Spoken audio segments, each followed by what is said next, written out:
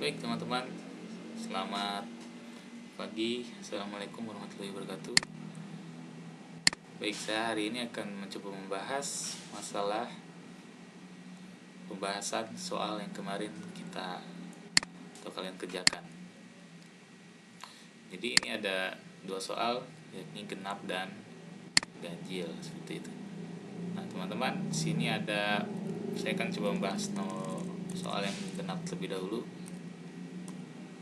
Jadi ada lebih kurang 5 soal untuk yang genap seperti itu. Baik, untuk yang pertama yakni ada soal pertama, tahun ini SPP mahasiswa baru dinaikkan. Ini ambigu teman-teman. Kenapa? Karena mana yang baru, mahasiswa atau SPP-nya yang baru akan dinaikkan. Jadi ada dua hal, maka dari itu saya tandai menjadi ambigu. Maka dari itu yang betul adalah atau yang efektif bahwa tahun ini SPP mahasiswa baru dinaikkan. Nah, yang ini maksudnya adalah bahwa SPP untuk mahasiswa baru akan dinaikkan. Ini yang efektif adalah penggunaan tata komanya untuk menandakan bahwa apa yang dinaikkan dalam hal ini adalah SPP mahasiswa baru, seperti itu.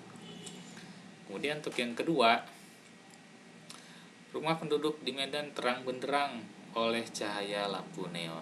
Ini adalah soal yang kedua, tapi saya tandai untuk ditebalkan. Kenapa? Karena agar kalian tahu apa kesalahannya seperti itu.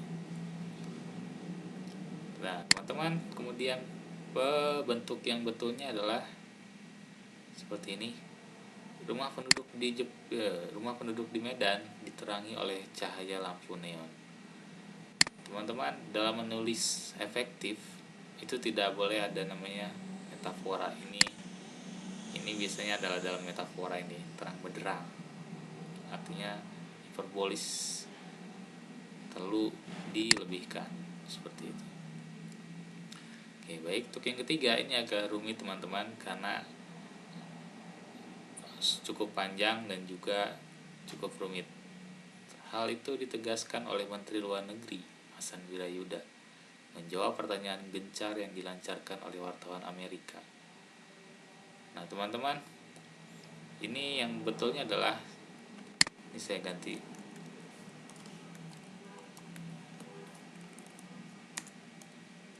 Jadi yang saya huruf tebalkan sebenarnya ini adalah hal yang tidak perlu. Gencar yang dilancarkan. Yang dilancarkan sebenarnya ini maksudnya adalah yang diutarakan atau yang ditanyakan sebenarnya. Udah cukup. Jadi dalam hal ini hal itu ditegaskan oleh Menteri Luar Negeri Hasan Wirayuda dalam menjawab pertanyaan wartawan Amerika. Jadi tidak perlu ada gencar dan dilancarkan. Wartawan pasti gencar, artinya pasti terus-menerus ditanyakan, seperti itu. Maka dari itu yang efektif adalah menghilangkan gencar yang dilancarkan. Kemudian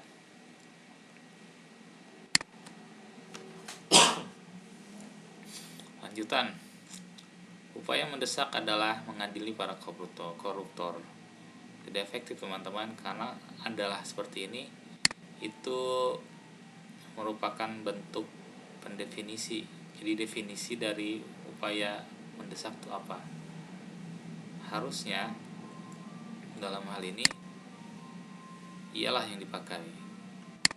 Ialah dalam hal ini adalah untuk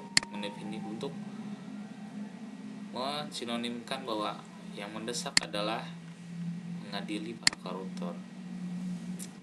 Jadi kalian harus bedakan antara adalah dan ialah. Kalau adalah untuk mendefinisikan sesuatu hal, misalkan apa yang ada di dalam kamus, kemudian apa yang ada di dalam pengertian-pengertian lainnya. Kalau ini bukan pengertian. Ini menunjukkan ialah sebenarnya adalah sinonim dari kata upaya mendesak. Ini untuk menemani, istilahnya itu menemani untuk apa itu upaya yang mendesak, seperti itu. Yang kelima, di Indonesia Indonesia melakukan berbagai pembenahan kebijakan bagi pembinaan masyarakat ekonomi lemah. Tidak efektif karena ada satu kata yang menunjukkan bahwa ini adalah kalimat pasif, yaitu kata depan di. Harusnya dihilangkan karena apa? Karena ada kata kerja aktif seperti ini. Oleh karena itu, agar sejajar, saya menghilangkan di-nya dan kemudian menjadi bentuk seperti ini, efektif. Oke. Kemudian teman-teman, pembahasan soal NIM ganjil. Atas perhatiannya saya ucapkan terima kasih. Ini tidak jelas objeknya apa, dan kemudian saya ganti menjadi atas perhatian Bapak dan Ibu, atau boleh saudara atau kalian menyebut nama juga tidak masalah. Ini saya munculkan sapaan. Atas perhatian Bapak dan Ibu saya ucapkan terima kasih. Kemudian soal yang kedua, penyakit AIDS adalah salah satu penyakit yang paling mengerikan dan berbahaya sebab pencegahan dan pengobatan tidak ada yang tahu. Teman-teman, penyebutan kata dua kali yakni penyakit itu tidak boleh. Kemudian tidak efektif maksudnya. Kemudian kata AIDS sendiri adalah satu singkatan, yakni singkatan dalam bahasa Inggris dan harus ditulis kapital.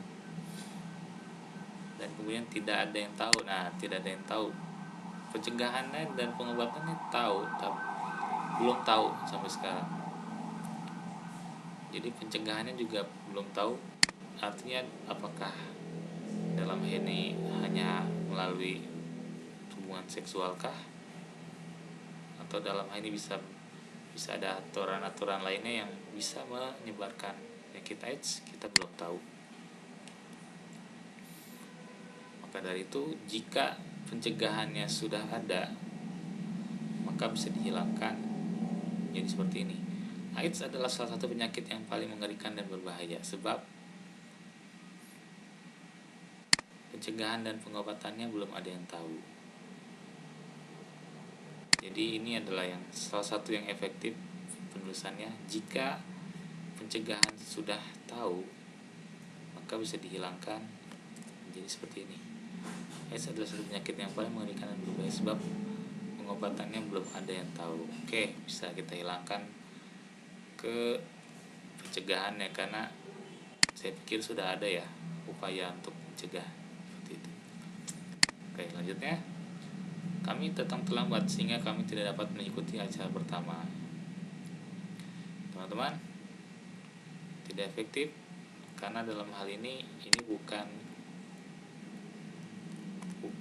kalimat atau konjungsi yang tepat. Maka dari itu, dan juga tanda titik di sini ini bukan kalimat mati, atau dalam ini bukan dua kalimat, ini satu kalimat juga bisa sebenarnya disatukan. Jadi karena kami datang terlambat, kami tidak dapat mengikuti acara pertama. Oke teman-teman, koma ini sebenarnya adalah untuk membagi dua kalimat yang berbeda menjadi satu. Maka dari itu penyebutan kata kami dibolehkan selama ada tanda koma di sini. Oke, ini adalah efektif. Dipersilakan kepada Bapak Martin untuk maju ke depan. Oke teman-teman, maju pasti ke depan ya. Maka dari itu tidak efektif. Yang efektif adalah kami persilakan kepada Bapak Martin untuk maju menuju panggung sayembara misalkan. Jelas tujuannya kemana. Yang kelima, waktu dan tempat kami persilakan. Waktu dan tempat teman-teman tidak tepat. Ini adalah hal yang abstrak, jadi tidak harus dimunculkan dan tidak tepat di sini dalam hal ini kalimatnya. Yang betul adalah kepada Pak Martin kami persilakan. Efektif karena terdapat subjeknya di sini, yakni Pak Martin sendiri. Baik, sampai di sini. Ada yang mau bertanya?